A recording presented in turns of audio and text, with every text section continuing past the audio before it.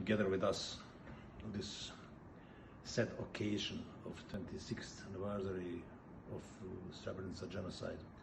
It is actually very, very important not to forget what happened to Srebrenica, because if you forget, it could happen and occur all around the world. It is actually horrible thing. Genocide is horrible thing. There are no words that can explain what happened there, and I, who was here in Bosnia when it happened, still cannot understand the readiness of people to kill each other, to be so persistent, actually to go to the last one. I mean, men, old men, boys, children, they slaughtered everybody.